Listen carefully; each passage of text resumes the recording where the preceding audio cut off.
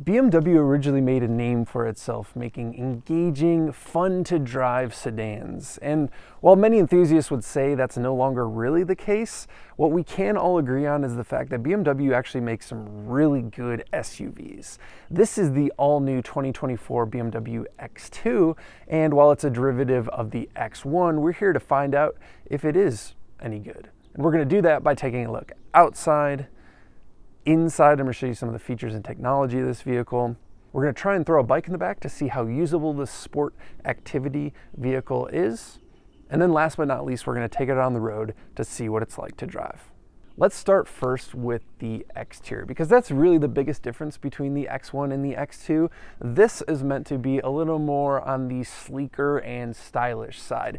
At least that's according to BMW. If you take a look at the rear end, you can be the judge whether or not you think it is sleeker or more stylish. Everyone seems to have their own opinion on this. It's a very polarizing vehicle, especially from the rear end.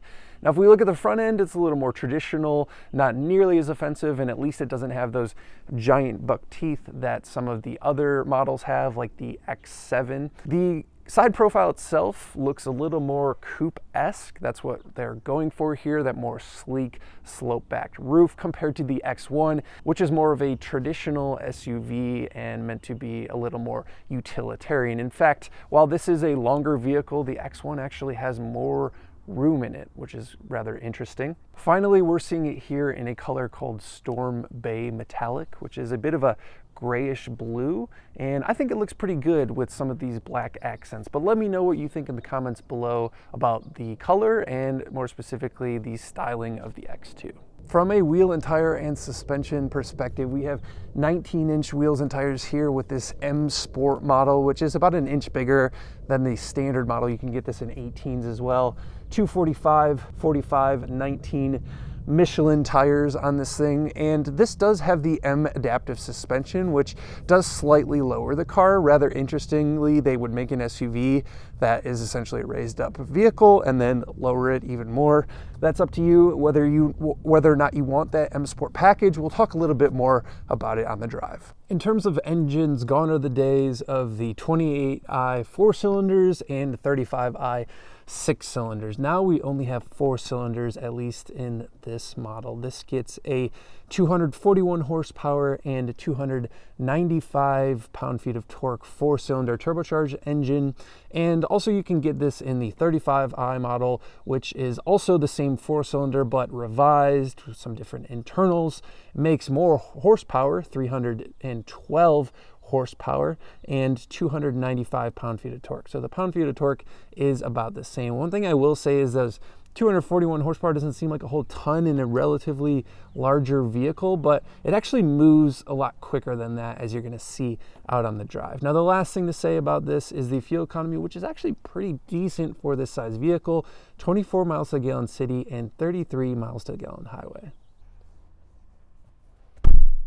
Getting in and closing the door is a really good way to start off talking about this X2, because immediately what you notice when you get in this vehicle is just how well made it is, how solid feeling it is, and how well designed it is. You know, just closing that door, you get a nice solid thud. There's no rattling of any sorts. Everything is really solidly mounted in here. And the design itself, really a lot of different textures and materials. You know, the silver, we have this textured black. It's really cool. It's like a really upmarket feeling vehicle.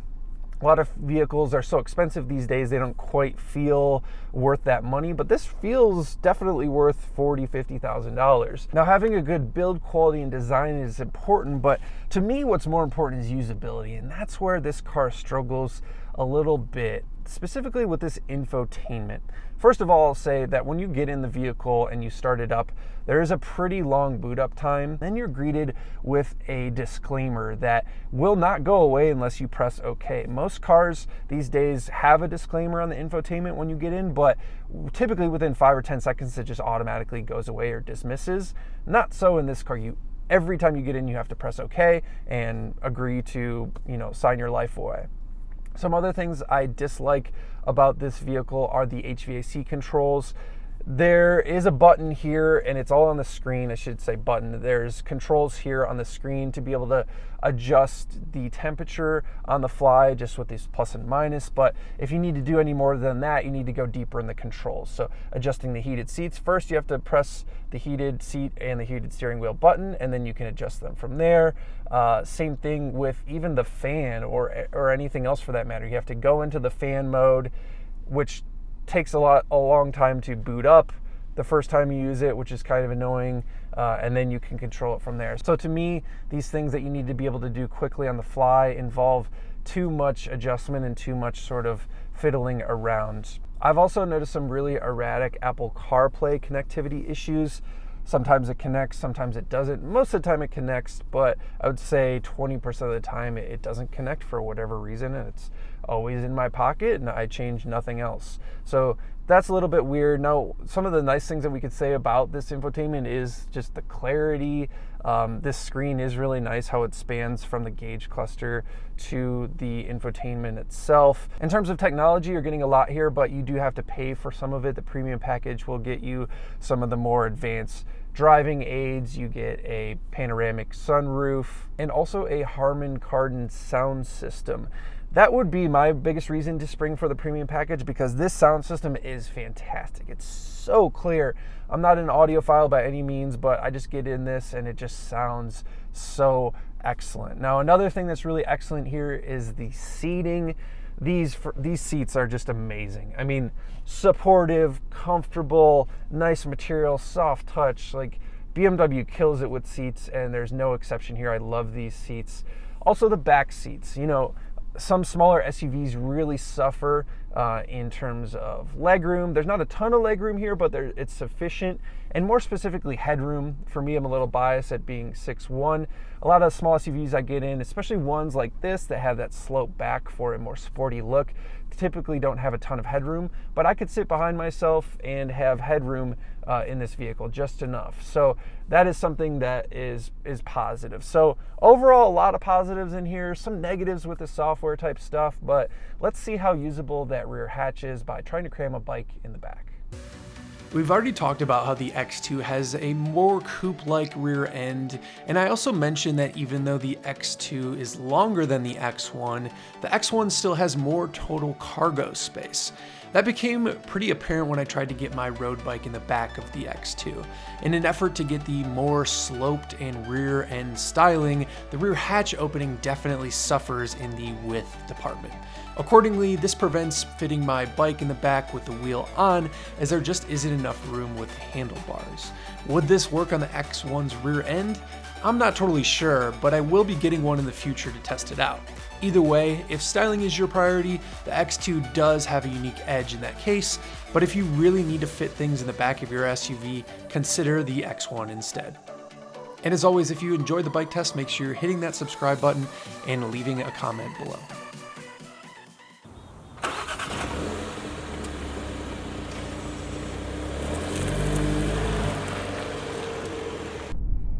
Time for a drive in the BMW X2.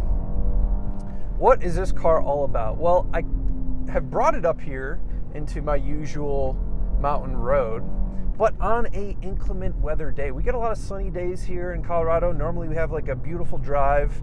This is kind of beautiful in its own way with this fresh snow. But I thought, you know, what better time to use a all-wheel drive SUV than in slightly inclement weather, because that's ultimately what you're going to be using this car for, right? It's going to be your daily driver. You can use it all the time. You need it to have a little bit of space because you want a small SUV, but you're going to drive in the snow, you're going to drive in the rain, you're going to drive it on nice days. So let's see what it's like. Really, the first thing that you notice with this car, outside of just this like solid feeling, I really love that about BMWs. You are paying a premium price for a premium car, but it is in fact premium. It's not cheap. It feels really solid. We already talked about kind of the door thud. There is somebody riding their bike up here in the snow. Coloradans will never cease to amaze me. I applaud your dedication, sir. But back to the car. Really, these cars, the the solidity, and then also even the transmission tuning. That's also something that BMW does so well, is their powertrains, their engines, their transmissions. Nobody really ever doubts those. You know, we can sort of point to their sedans not being the most dynamic things anymore, but they still make great engines and transmissions, and that's what this car has. Now, the transmission, I think, is one of my favorite parts. It's so smooth, really slick transmission. This is a 7-speed dual clutch. Always in the right gear. We're in automatic mode. I'm just kind of letting it do its thing. We're in sport mode, so it's kind of downshifting for me. And it gives you this hint of sportiness. You know, this is not a M car by any means, but it gives you a hint of sportiness. The engine is quite powerful, actually, but you have to get it going. There is sort of one caveat. This car drives really well, but if there's one biggest complaint I have with it, it is that the engine is a bit laggy. Once you get it going, somebody doing a very bad place to do a U-turn. Let's just do this from a stop, because this is where I notice it the worst, is really just around town, starting from a stoplight or starting from a stop sign. I'm going to say now, and that's exactly where I'm going to put my foot down, and we're going to see how long it takes for this car to actually go. All right, ready? Now. That is really bad. And I hate to say it, it is borderline dangerous. It's a combination of a little bit of turbo lag. I get that. Like, this car has to spool up the turbo and get going. But there's definitely some software tuning going on there. I'm in sport mode, by the way. There's definitely some software tuning that is like dulling the throttle and making it go, you know, making it a very smooth experience, which smooth is nice. But the problem is, like, sometimes I will be trying to merge into traffic or merge across or drive across a street, you know, at a stop sign and people coming the opposite ways or perpendicular don't stop. And you put your foot down, the car just does not go. This is a BMW, man. Like, this thing needs to be responsive. So the weird part is once you're going, it cooks. I mean, we already got this thing moving. I put my foot down, it goes, and it is quite quick, actually. This is the slowest model they have, the 2-liter turbo, but it makes excellent torque once you get it going. So there is some weird tuning stuff going on. I would hope that they can maybe change that. It seems almost like this would be the perfect application for sort of a hybrid variant where you could have some electric motors to kind of give you that initial shove and that immediate torque while the turbos spool.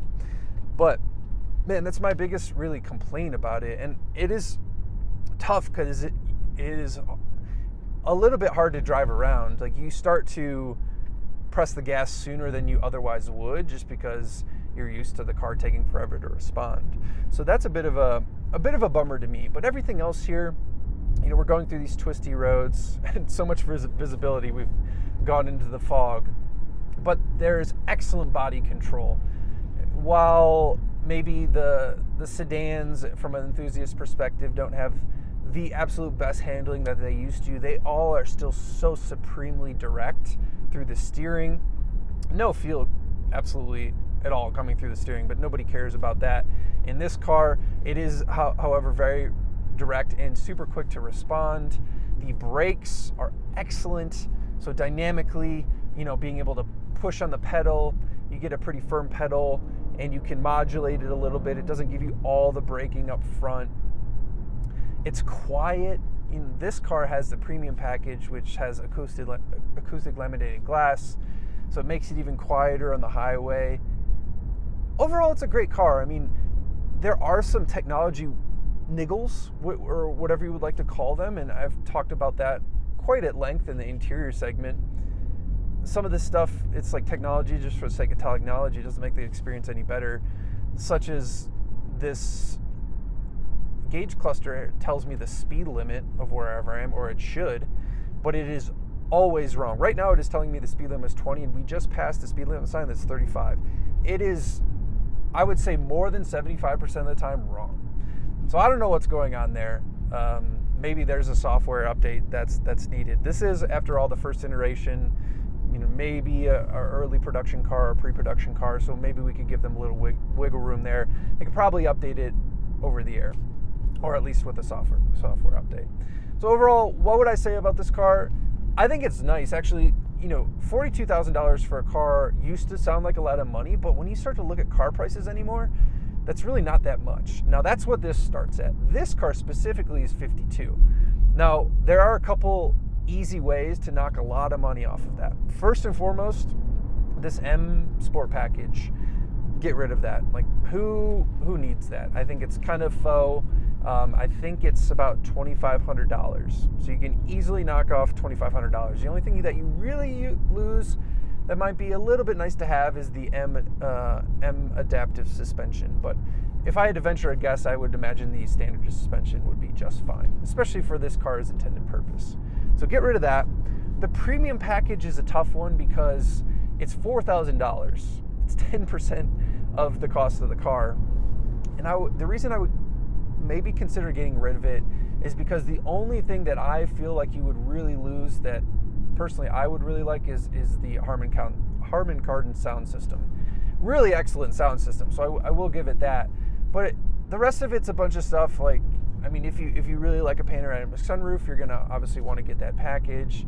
There's just a bunch of little things that overall I'm not so sure are worth $4,000. So if you can keep this price lower, I think this is an excellent car. Once again, $42,000 in the grand scheme of cars anymore isn't that much, but it feels like a very solid and premium experience. Really, you're buying this over an X1 only for the styling. I think the X1 is a more practical car. The hatch is a little more practical. And if you can keep the price down, I think that's where this makes more sense. If you start to option it out too much, you're just in some stiff competition. So keep the price low, nice premium experience that if you're certainly into this styling, that you will enjoy. So I hope you guys enjoyed the video. If you made it this far, thank you very much. If you did, consider hitting that like and subscribe button below. Otherwise, I'll plan to see you on the next one. Peace.